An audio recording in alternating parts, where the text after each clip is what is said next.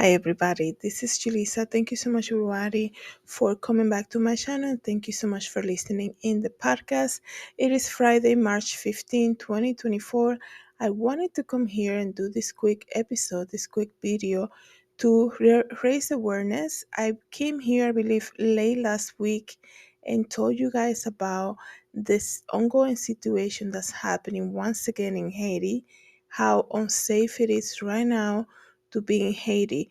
But as we know, and being a Christian and being a follower of Jesus Christ, we know that sharing the gospel and being the hands and feet of Jesus Christ will never end for us as long as we're here on this earth, right?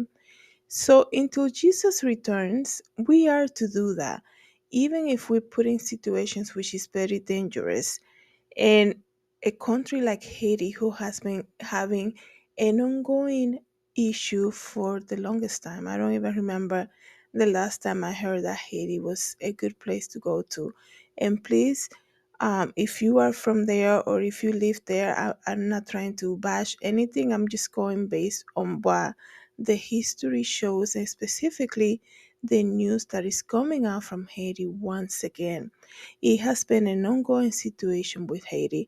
I also understand that voodoo is like the number one religion in Haiti. So you can understand that when you look at a country like Haiti that always has a need for the people are in a constant need. It's a beautiful country, by the way, and there's always a need. In 2021, their president got killed in his own presidential home. Security was not even enough, and now the first lady, back then in 21, she has been indicted. I came here and told you about that also. So it's just a country that has been going through a lot. So a country like that will always, in the eyes of a follower of Jesus Christ, will always think about Haiti. I always tell you guys to pray for that nation, pray for the people.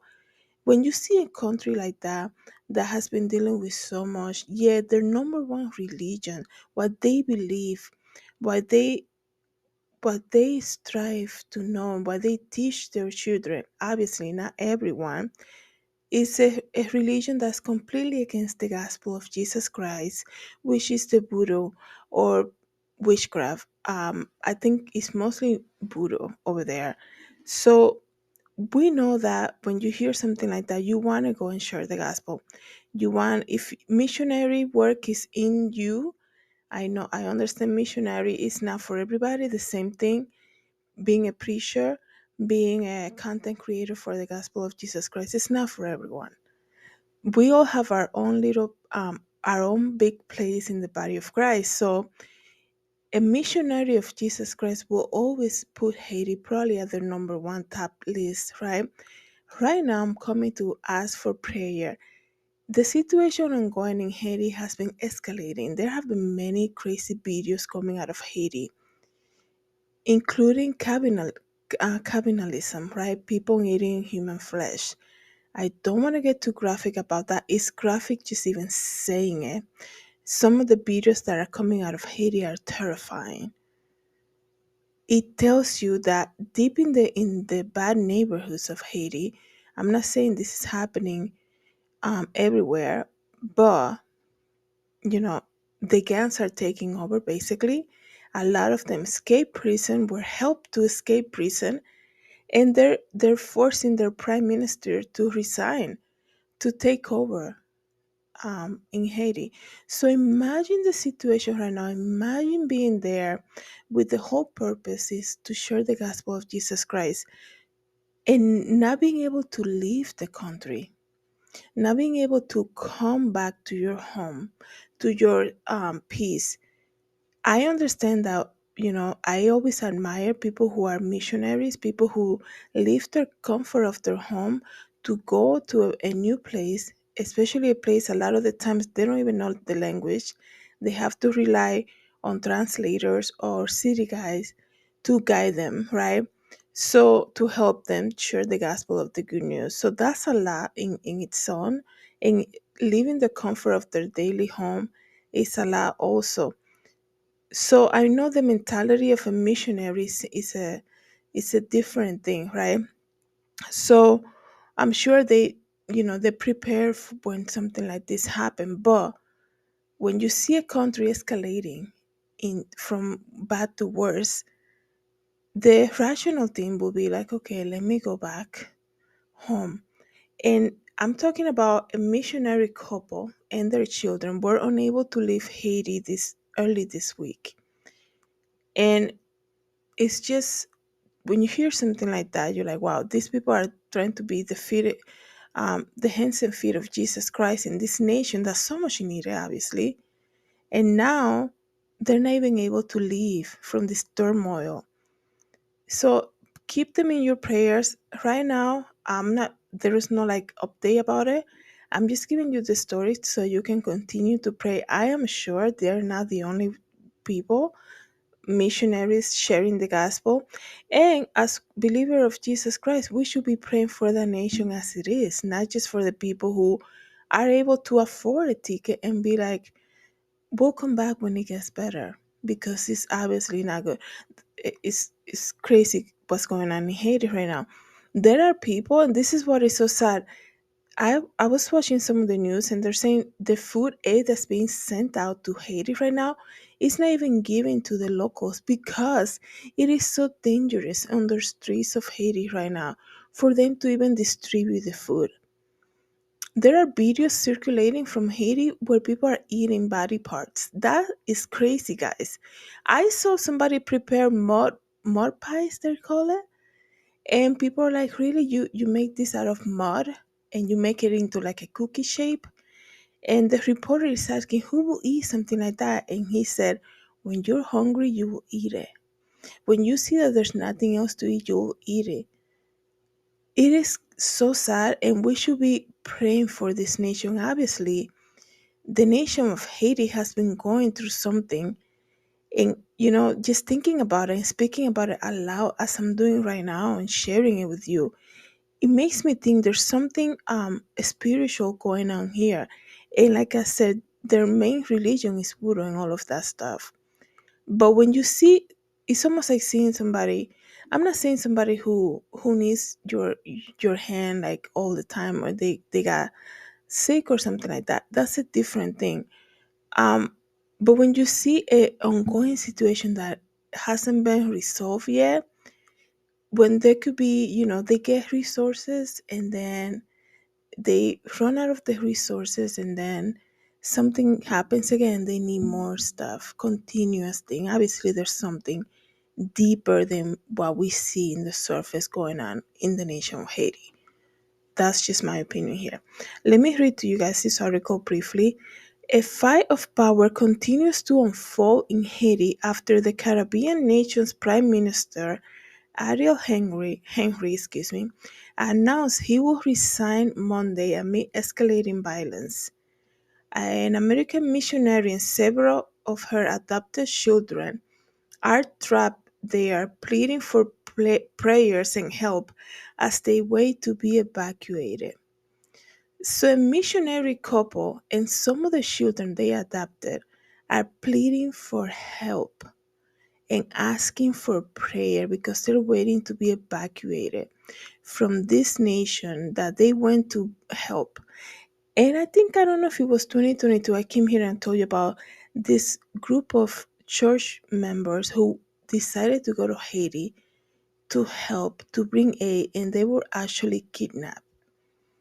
Like, you leave everything, you leave your comfort of your home, and you run to help somebody, to help a nation that you're not even probably perhaps familiar with, it. You don't even know the language. And you go to be the hands and feet of Jesus, and then this happened to you. That that's what you call a sacrifice right there, right? Number one. But they shocked to see, excuse me, that you're like, wait a second, I came here to help you, and you're doing this to me? You're kidnapping me and my family? That must be so shocking for them. But you have to always remember, when you obviously have the Lord in you, for you to even be motivated to even do something like that. Not a lot of people are willing to leave the comfort of their homes and like go, or they can even afford it. I mean, who can afford to be like, okay, I'm gonna take a year off and go to a country to share the gospel of Jesus Christ? That's that's hard to achieve, my opinion. But I know when God is calling you to do something, He will give you the resources. You just have to walk by faith. So let me just continue to read here. Through their Love and Neighbor ministry in collaboration with their sending church, Kavanaugh Chapel in Washington State, Ryan and Jill Dolan, along with their children, have worked as missionaries in Haiti since October 2013. Wow, so they know the nation very well.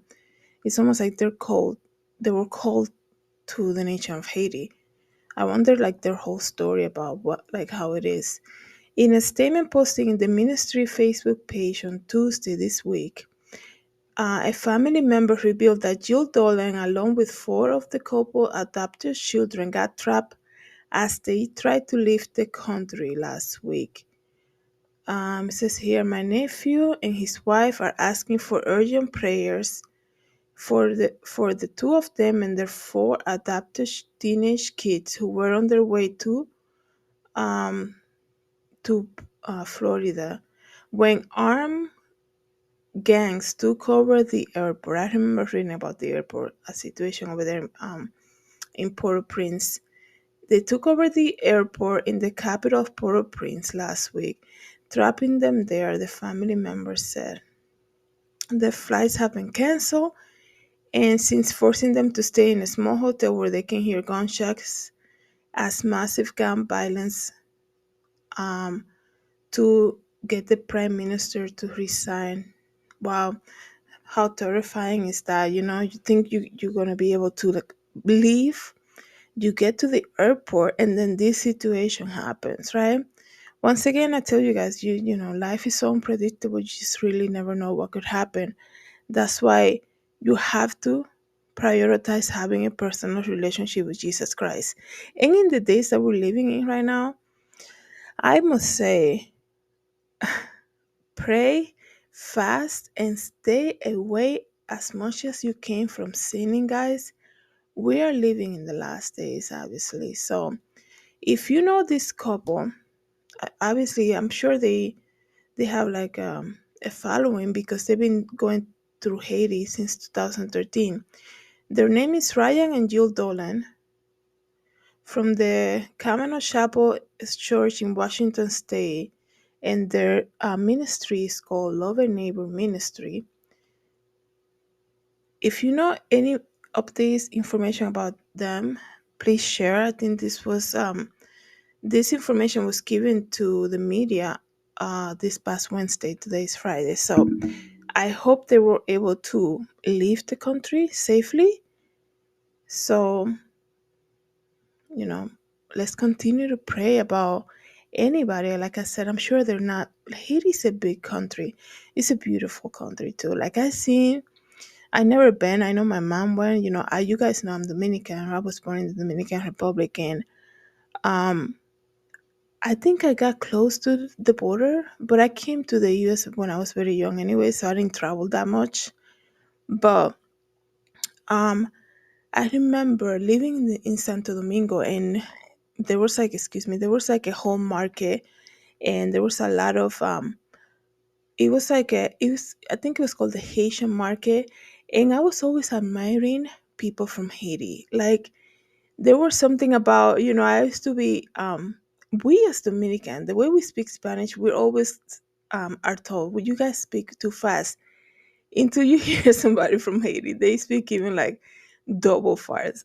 So maybe because, you know, I don't understand, I barely understand, and I'm like, oh my goodness, I can barely understand what they're saying. But I remember going a lot to the market with my mom with that to see what they, you know, what they were selling, and they always had like affordable prices. So I remember that.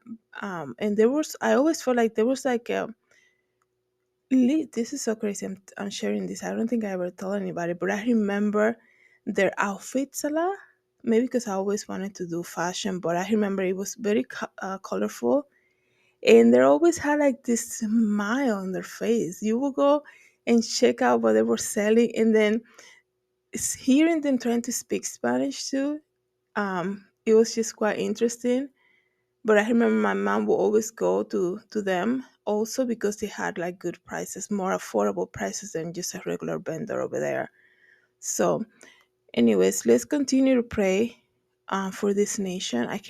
The missionaries, um, they have resources. They can, they have passport. They have resources. They can, like I'm trying to like put it in a perspective a little bit. There are a lot of families in Haiti right now who have no option than to just deal with it. They don't know. They never been in a plane. A lot of them, very low income families, they don't have that option to be like, okay, it's getting really bad. Let's go. So continue to pray. Like I said, they're sending food, and it's even hard to distribute the food because it's so dangerous on the streets right now of Haiti. I mean, it says a lot when their own president in the presidential home is calling for help in 2021. That says a lot about what goes on in that nation. So let's continue to pray for Haiti. Thank you so much, everybody, for coming back to my channel. Thank you so much for listening in. The podcast means a lot to me. God bless everybody.